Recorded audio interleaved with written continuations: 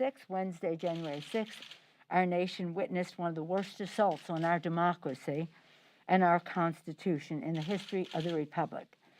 The following Wednesday, the House impeached Donald Trump for inciting the insurrection that week before. In just 1 week, he was impeached. And the Wednesday after that, Joe Biden and Kamala Harris were inaugurated as the President and Vice President of the United States. History making in so many respects. Yesterday on Wednesday, we celebrated the 1 week since the inauguration. In that 1 week, President Biden, starting on day one, President Biden and Vice President Harris have driven a bold agenda for progress and for justice, issuing transformative executive actions ranging from crushing the coronavirus, equity, racial equity in so many ways, and again, addressing the climate crisis. Legislatively, those are executive orders. Legislatively, we have been working, and I'm very proud of our committees who are diligently working on the coronavirus release legislation as a basis for reconciliation, should that be needed. We will pass a reconciliation bill under leadership in our House of John Yarmouth, Mr. Sanders in the Senate. We'll pass a reconciliation bill if we need it. We would hope that we would have bipartisan cooperation to meet the needs of the American people in terms of their health, in terms of distribution in an equitable way of the vaccine, continue with testing, tracing, treatment, etc., but also to meet their economic needs. So we would hope that, but we're not taking any tools off the table, should they not. While our committees are advancing this reconciliation legislation, at the same time the executive actions continue. Today's executive action will open up the ACA's enrollment period and take additional steps to expand health care. We're very excited about that because, of course, we're in the middle of a pandemic, and we see this as a matter of life and death. Very different from the Trump administration, who fought the Affordable Care Act, still don't have the verdict from this Supreme Court to destroy the lifeline for affordable, quality health care for all Americans. So we're very excited about that particular health care initiative today, in addition to the others that the President has put forth in relationship to the coronavirus. Again, we are preparing for the impeachment. Well, we have impeached the President, but we're preparing for the case. I'm very proud of our managers, led by Jamie Raskin, our distinguished array of managers, working very hard. They continue to prepare for a trial before 100 jurors, members of the United States Senate. This trial is about the protection of the Constitution and the preservation of our republic. We will insist upon the integrity and fairness of the proceedings, recognizing the role that the Senate plays in all of this.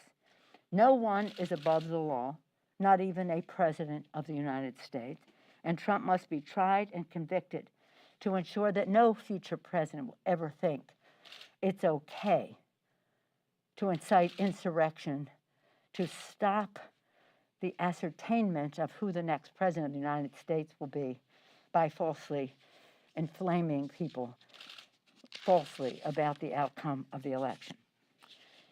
In that regard, in terms of security, which is what we do, protect and defend the Constitution, security, protect the American people, our very first responsibility. And when they come to the Capitol, whether to work as a legislator, a staffer, a journalist, whatever, we want people to be safe. Later today, I'll be meeting with General Honore, Russell Honore, who's leading a security review of the Capitol complex. Updates on the timing, scope, and details will be forthcoming. Protecting the Capitol is a matter of protecting our democracy, and the House will not be distracted or delayed from our work that we are doing, again, to crush the virus, to meet the economic needs of the American people, and to do so in a way that is fair and just. Any questions? Yes, ma'am? Madam Speaker, I wanted to ask you about Marjorie Taylor Greene. How concerned are you about her past posts, remarks, rhetoric? What would you like to see done about her? What I'm concerned about is the Republican leadership in the House of Representatives, who is willing to overlook, ignore those statements, assigning her to the Education Committee when she has mocked the killing of little children at Sandy Hook Elementary School, when she has mocked the killing of teenagers in high school at the Marjorie Stoneman Douglas High School.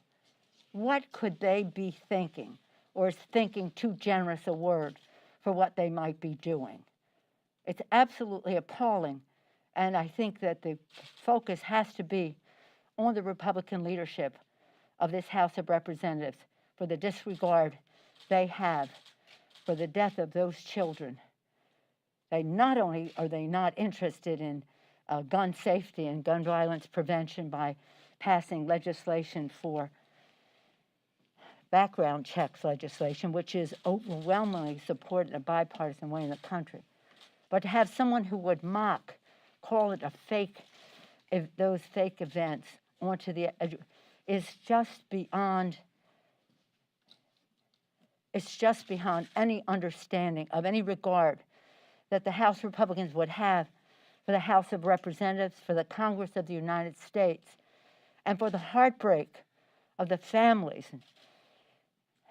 in Sandy Hook and at Marjorie Stoneman High School. It really, at Marjorie Stoneman Douglas High School, it's really beyond the pale. You're just going to have to ask them why they thought that raised itself to the level of something appropriate to do in the Congress of the United States.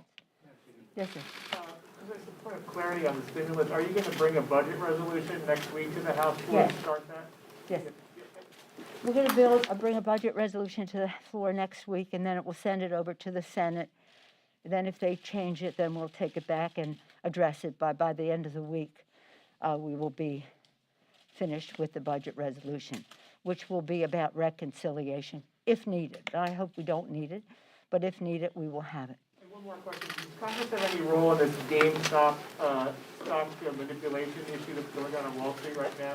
Well, I understand. Interesting, isn't it? I understand that the administration is taking a look. The SEC is taking a look at what that is. But we'll all be reviewing it. But interesting. It's interesting, yeah. A completely different. You had two questions. That was not considered a follow-up, would you say? Yes, sir.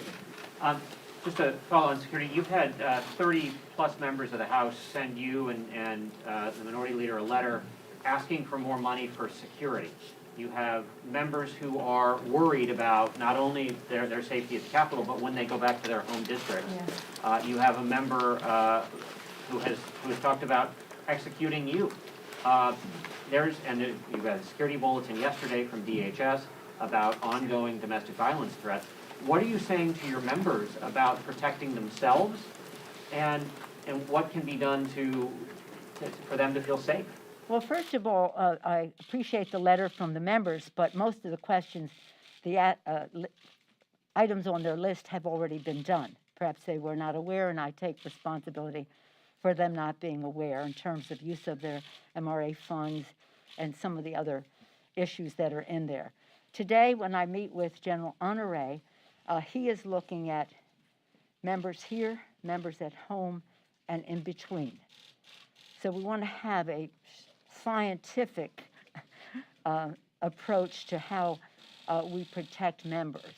I do believe, and I have said this all along, that we will probably need a supplemental for more security for members when the enemy is within the House of Representatives, a threat that members are concerned about in addition to what is happening outside. But I think that, again, what's in that letter,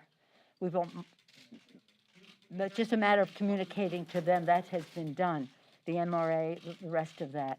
I do think, though, that while it's appropriate that they use their MRA for their security, they shouldn't have to because that money is there for them to meet the needs of their constituents. In the meantime, to protect themselves and their constituents when they communicate with them, that is confidential, private, and not provocative, but then also for us to have, and that's what we'll be looking at, recommendations from General Honore. We'll have some interim report today, and then he'll continue his work as we go forward. But it's very important. You've been the subject of threats that comes with the job of being Speaker. Many of your members, not necessarily. Some of them feel like they're targets now. What do you say to your caucus, to your fellow House members? Well, what we're saying is that we're going to approach it in a way that will truly protect them, that the issues they raised in their letter have by and large been in effect. So they may be relieved to hear that. They'll be hearing also from the Sergeant at Arms today, who will, and you'll see his letter talking about how their protection is further enhanced by certain initiatives that were taken. And as I said, General Honore is looking to see what really will work in terms of their service here, their service home, their transportation in between.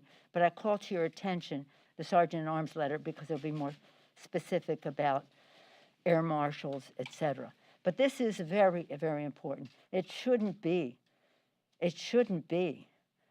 that not only is the President of the United States inciting an insurrection, but keeps fanning the flame, endangering the security of members of Congress to the point that they're even concerned about members in the House of Representatives being a danger to them.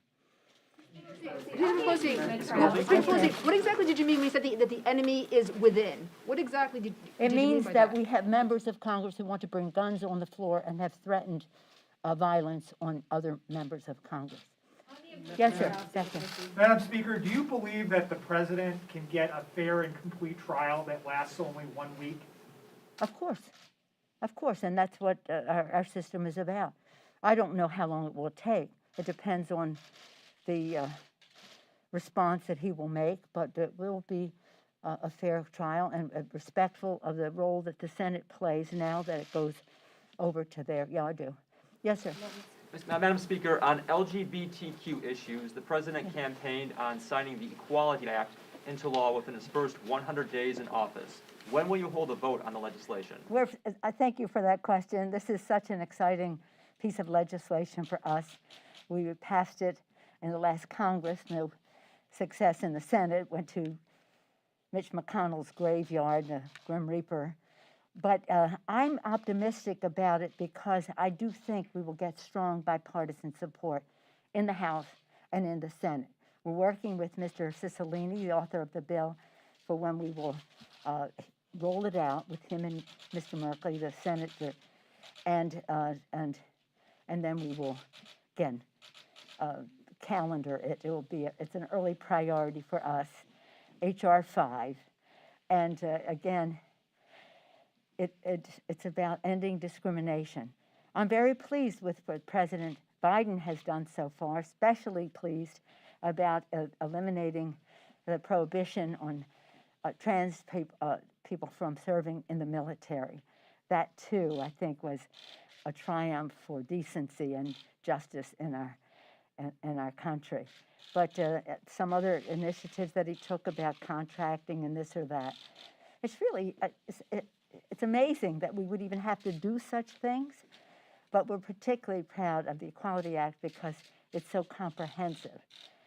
And again, ending discrimination in the workplace and in every other aspect of life not only is good for the LGBTQ community, for our whole society, but also for the businesses that want the very best. They should be hiring without any concern of complaint about the diversity that they are introducing into their. That's why we think we'll have strong bipartisan support. We think the business community will help us in the Senate. Yeah. One more. Yes, sir. No, sir, I said. Sir? Thank you, madam. Yes, sir. Do you believe that, you say reconciliation is a backstop, that you'd rather have a bipartisan bill. Yes, always. But it sounds like you're not optimistic that that will happen. Is that a correct? Well, we have to be ready. I do think that we have more leverage getting cooperation on the other side if they know we have an alternative as well. But I would think if we're talking about additional funding for vaccines to be, not only production, but their distribution, if we're talking about putting money into the pockets of the American people with the direct payments, if we're talking about supporting state and local government so that they're able to implement all these things, open our schools, our healthcare workers, our police and fire, first responders, our teachers, transportation, sanitation, food workers. I would hope that the Republicans would be supportive of that. Many of the localities that will benefit have Republican mayors and Republican county executives. So I would hope that we would be able to do it in a bipartisan way. And again, if there's an argument that needs to be made to people that we need more funding for the vaccines, more distribution resources, more of the vials and syringes and all that make it happen, I think many of the Republicans would be supportive of that, and I hope so. But we cannot not have it happen. We have to act, and that is why I said we want it to be bipartisan always, but we can't surrender if they're not going to be doing that. Instead, we will pass it. Thank you all very much. Green be expelled from the House. Madam Speaker, do you think she should be expelled? Should Vice President Mike Pence come testify?